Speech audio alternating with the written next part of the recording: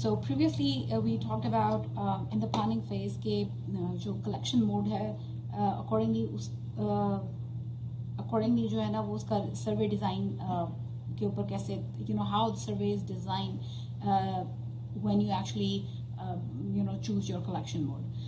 Now we talk about the questionnaire construction and pre-test. जैसा मैंने आपको बताया कि although it becomes a part of the survey design, लेकिन I will talk about it separately due to reasons के in itself when there isn't a validated questionnaire available, तो जो questionnaire construct करना वो in itself is a research होती है. Specifically the social scientists they do research and construction of the questionnaire about a new phenomena.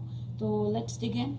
आपके questionnaire construction के अंदर जो instrument development है it normally it involves certain steps.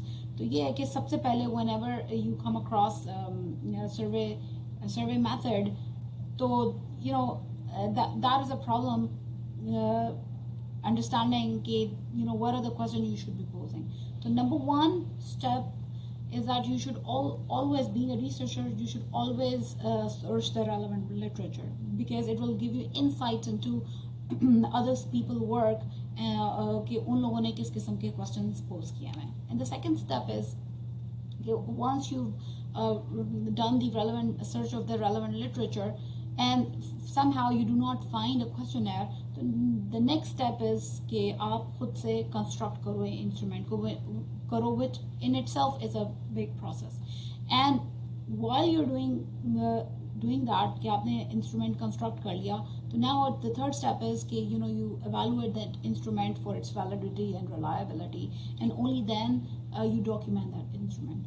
So the first step in the development of the instrument is you search the relevant literature, and that is an important part for any research. कि even अगर आप experiment भी perform कर रहे हो या case study भी कर रहे हो या फिर maybe something else, some other method you're adopting. So the first step anyway is the identification of the relevant literature. But in terms of survey, ये ना सिर्फ ये आपको state of the art की के बारे में आपको बताता है searching of the relevant literature, but it also gives you insight and in adoption or adaptation of the questions that you can do as a researcher for your own study. So normally a researcher should know कि previous studies में researchers ने data collection के कौन से instruments इस्तेमाल किए हैं when it comes to the phenomena that you're understanding. An example could be अगर my research is about cyberbullying, तो I need to go and search the relevant literature to find out कि पिछली जो studies cyberbullying से relevant हुई हैं, maybe in other parts of the world, उन्होंने कौन से सवालात इस्तेमाल किए हैं या कौन से instruments जो पहले से ही बने हुए हैं उन्होंने उनको इस्तेमाल किया है. And also this will allow you to understand and to identify the questionnaires जो उन्होंने इस्तेमाल किए हैं, and also the way you collected that data. Maybe कुछ लोगों ने जो है ना self administration किया है, कुछ लोगों ने in telephonic interviews किए हैं, या maybe other data collection mechanism they have used, and उनकी researchers में यही लिखा हुआ होगा कि to survey this particular phenomena, what were the problems that they encountered. तो आपको दो चीज़ें मिल जाएंगी, questions भी मिल जाएंगे और उनसे relevant जो है ना mechanism of collecting that data भी मिल जाएगा और उससे relevant problems भी आपको पता चल जाएंगे. And it also will tell you कि जो आप phenomena that you're trying to understand, whether there are already validated scales available or not. Survey research में one important thing that as a researcher you should have in mind is that validated instrument, they hold certain value in a survey research. कि अगर आपका survey instrument validated है, जो कि psychometrically validated होना चाहिए, that means there should be certain statistical tests that you should be running and certain statistical experiments that you should be running in order to identify कि whether this instrument is valid, reliable, और क्या वो ये वही चीज़ मैयर करता है जो उसको मैयर करनी चाहिए, और जो हम मैयर कर रहे हैं वो उसी को ही मैयर कर रहा है या किसी और चीज़ को मैयर कर रहा है. That is an important factor, because see this while your answer is only as good as the question that you pose, or some of the phenomena, या some of the things that you're trying to measure are such that जो कि directly measure नहीं हो सकती. You need to ask multiple question in order to measure that. An example could be happiness. Happiness किस तरह measure होती है? You know that you do not measure it directly, but you can ask indirect questions in order to measure that. So all the more reasons कि जो आपने indirect questions pose किए हैं to major certain phenomena, कि वो वाकई में उसी चीज़ को मेजर करते हैं या नहीं मेजर करते, दैट कॉन्स्टिट्यूट द साइकोमेट्रिक्स. तो yes, if you already come across via your literature of review the validated scales or validated instruments, well and good, you can use them as it is, और आपकी research फिर ज़्यादा आसान हो जाती है, because you know other people have already done the work for you, और आप as it is उनको अडॉप्ट कर सकते हो, या फिर थोड़ी सी चेंजिंग करके उन इंस्ट्रूमेंट्स में आप उनको अडेप्ट कर सकते हो. तो and also the previous literature tells you about the response rate, कि maybe you're trying to understand a phenomena, cyberbullying, तो maybe previous literature आपने पढ़ लिया तो आपको पता चल गया कि यार कि students that do not or the population that you're trying to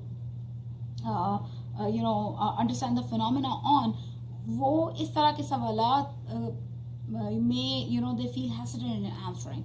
For example, if the response rate is maybe 40% for a particular phenomena, then you as a researcher have insight that I should be prepared for such a response rate. And compare that with some other phenomena such as happiness. Maybe you'll get a response rate of 80%, and that gives you an insight about conduction of your own study and expectation of your own response rate when it comes to your own study.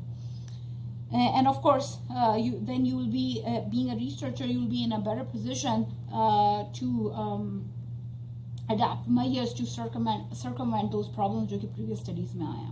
And also the previous study give you an idea about variables and issue that you should be considering in designing your own study relevant to your own phenomena. All right. So if you do not get a validated instrument जो कि already available है, then that means you, being a researcher, you have to do extra work in order to gauge, in order to understand your phenomena of interest, of your research interest. You also have to construct your own instrument. So that means that in development of your instrument, either if you can easily adapt or adopt, तो वो आपके लिए आसानी हो जाती है. लेकिन अगर पहले से इंस्ट्रूमेंट मौजूद नहीं है तो that tells you कि you should be ready for take on another challenge of instrument development.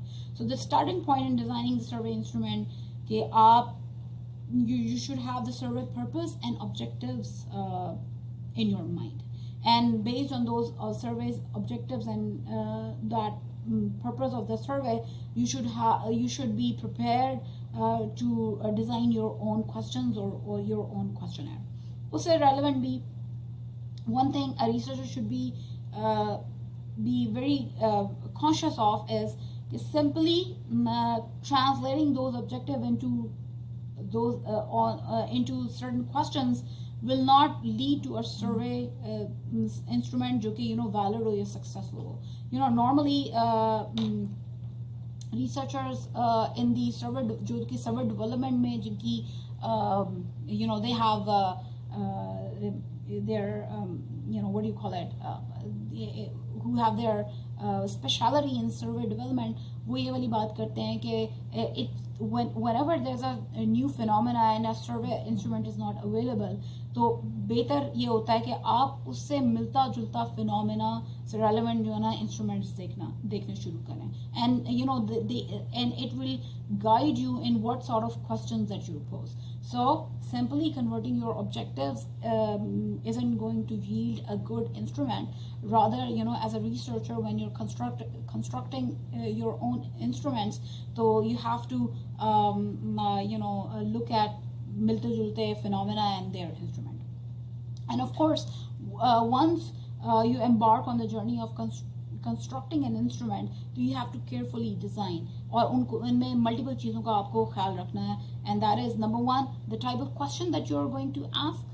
And of course, there are certain type of questions, कुछ that will be हम लोग आगे जाके इसके बारे में बात करेंगे.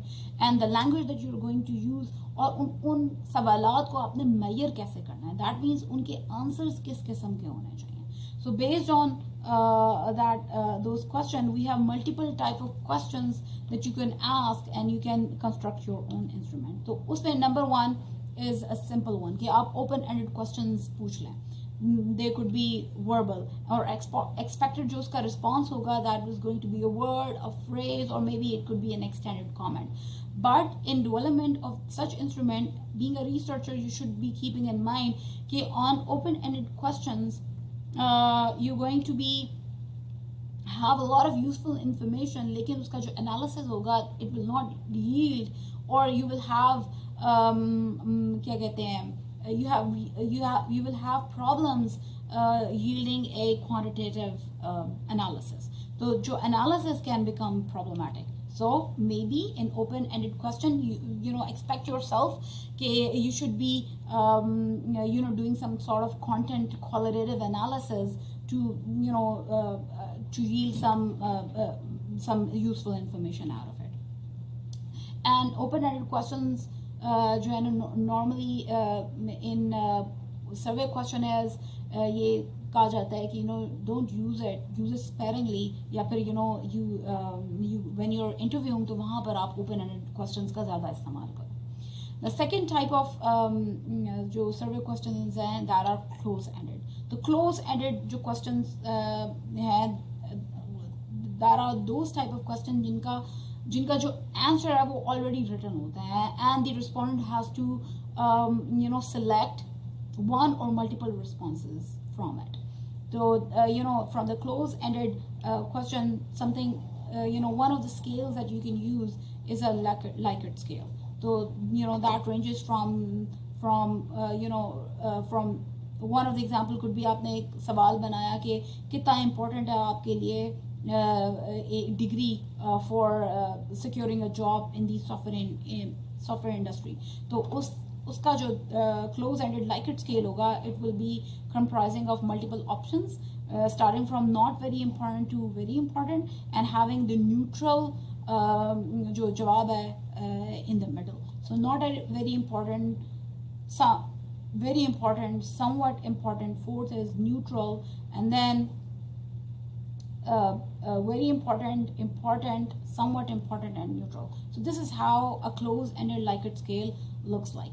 इसी तरह Likert scale जो है में जो है ना respondent indicate by selecting the number that best represent their attitude. So maybe if you have asked a close-ended question based on Likert scale, and your question is how important is a degree, do you consider a degree for securing a job in the software industry, तो जो respondent है वो उसके against, उसको सवाल के against, maybe if he chooses 7, तो that means उसके लिए degree जो है ना, उसका opinion है कि securing a job in the software industry is very important. अच्छा, Likert scale या close-ended में जो Likert scale है, it's a quick and easy way to measure more nuanced ranges of opinion. So as compared to open-ended, it gives you आप बहुत ज़्यादा जो ranges of opinion है और उनको जो है ना in a few responses, which is 5 or 7 responses में जो है ना वो ले सकते हैं. So your Likert scale could be either a 5-point Likert scale where you have 5 points, that is very important, important, neutral, not important, not very important, or it could be a 7-point Likert scale which ranges from 1 to 7, having neutral in the middle. अच्छा, इसी तरह Likert scale के भी multiple, depending upon the phenomena that you're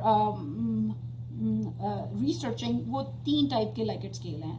It could be agreement scale, it could be a frequency scale, or it could be an evaluation scale. तो Likert scale जो agreement scale है, उसका response जो होगा, it should be something like you either you agree, you strongly disagree with something, or you strongly agree with something.